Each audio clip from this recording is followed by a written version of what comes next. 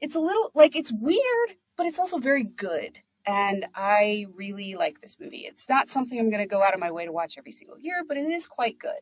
It is 3 hours long, to be fair, and it's a pretty intense. I feel like it's pretty intense 3 hours in a lot of ways. So it's kind of hard to. It's a hard one for me to come back to a lot, but this is probably the, I don't know, maybe upwards of 10th time I've seen The Godfather. Maybe, I don't know. I mean, it's hard to say at this point because I probably first saw it when I was a teenager, and then, you don't really keep track, but it comes up every couple years, and you end up watching it every few years. Although I will say that, clearly I haven't watched it the entire time.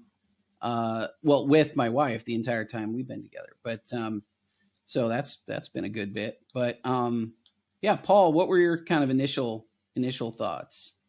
And this was your first time, right? Yeah, a little. This is honesty time. I've never seen Godfather. I've never seen any of the Godfather movies. I don't enjoy the mob subgenre of film.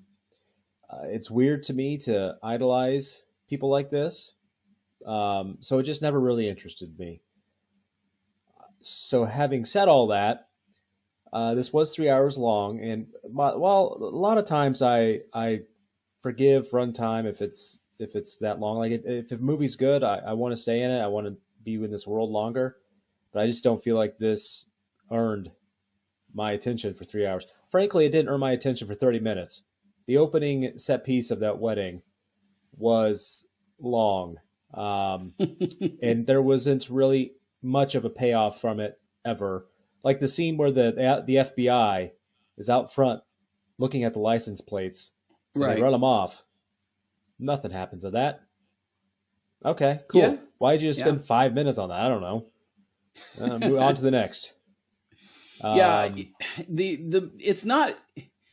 As I was saying before we started recording here, like it's not a very efficient movie in a lot of ways. There's this is going to be a very, very, very weird reference because it's not. I mean, there's just no way you can really compare these two. But obviously, I just put out an episode about a frame on Demolition Man, and one of the things that I would point out about Demolition Man that I actually really, really love about that movie, it is an extremely efficient movie.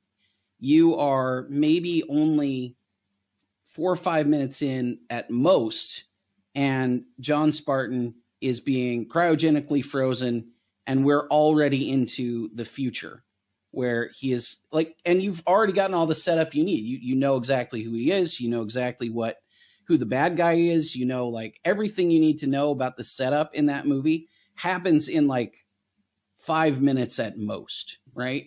And it's so tight that it just doesn't waste those kinds of things. Now, that's also a very different way of thinking about film. And of course, like, honestly, I mean, this is a Francis Ford Coppola movie. This is, if you look at Apocalypse Now is not it's not like a quick movie, right? It's not like a fast paced, efficient movie. It's a movie about,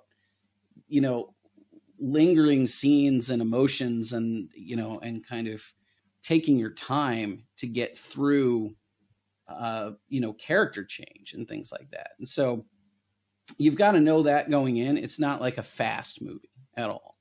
But for me, it's a very interesting movie, and it's one that does actually, like, from a directorial standpoint, like there's some phenomenal performances in this movie. There are some, just amazing sequences. Like all of the stuff, like the themes in the movie are so beautifully handled.